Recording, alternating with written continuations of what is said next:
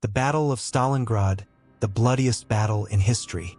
There was once a small city that became the center of one of the most dangerous and destructive battles in human history. A battle that took nearly 2 million lives. This was not just Russia's deadliest war, but one of the most devastating battles ever fought in the world. The city's name was Stalingrad, and the war to capture it became a symbol of ultimate destruction. It was a brutal fight for dominance between Hitler's Germany and Stalin's Soviet Union, known as the Battle of Stalingrad. During World War II, Hitler wanted to bring all of Europe under German control. But he feared that if the Soviet Union got involved, his empire would collapse.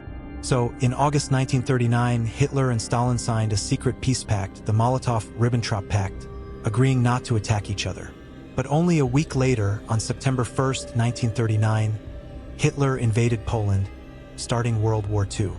Within a short time, German forces captured France, Belgium, and the Netherlands. Despite the agreement, both Hitler and Stalin knew they would eventually clash. Their beliefs were completely opposite. Nazism versus communism. And then it happened. On June 22, 1941, Hitler broke the pact and launched a massive invasion of the Soviet Union, Operation Barbarossa, sending more than 3 million German soldiers eastward. Because the Soviet Union was huge, Hitler divided his army into 3 groups.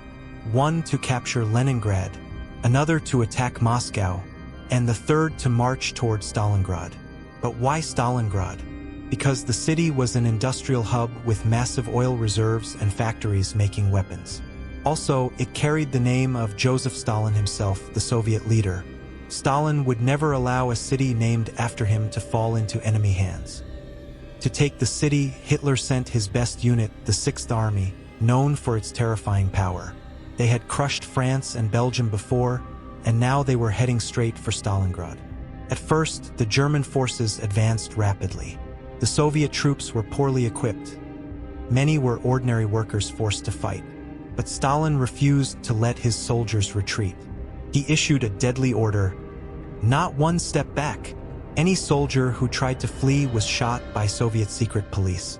Even then, the Germans kept pushing forward, capturing large parts of the city. By August 1942, the German Air Force, the Luftwaffe, began massive bombing raids on Stalingrad, reducing the entire city to rubble. Street by street, house by house, both sides fought hand-to-hand. It became known as Rattenkrieg, the Rat War, because soldiers fought in the ruins, basements, and broken buildings. Sometimes one side would capture a single floor of a building, while the enemy held the floor right above it. Every inch of land was soaked in blood. Then, in November 1942, the Soviets launched Operation Uranus, a surprise counterattack. They surrounded the entire German 6th Army, trapping over 245,000 German soldiers inside Stalingrad. Hitler ordered his men not to surrender. He promised that supplies would be flown in by air, but the Luftwaffe couldn't deliver enough, only 200 tons a day instead of the 700 needed. As the Russian winter hit, temperatures dropped below freezing. The trapped soldiers had no food, no ammunition, and no hope. Despite their suffering, Hitler still ordered them to fight to the last man. But by February 2, 1943, the German 6th Army finally surrendered. More than 100,000 soldiers were taken prisoner, and very few of them ever returned home. Aftermath: the Battle of Stalingrad changed the course of World War II.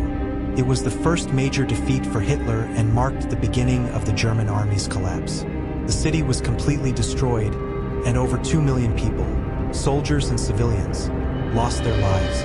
Stalingrad became a symbol of courage, sacrifice, and resilience. Proof that even the mightiest army can fall when faced with unwavering determination. So that was the story of the Battle of Stalingrad, the bloodiest and most decisive battle in history. If you found this story interesting, don't forget to share it, because remembering history helps us understand the true cost of war.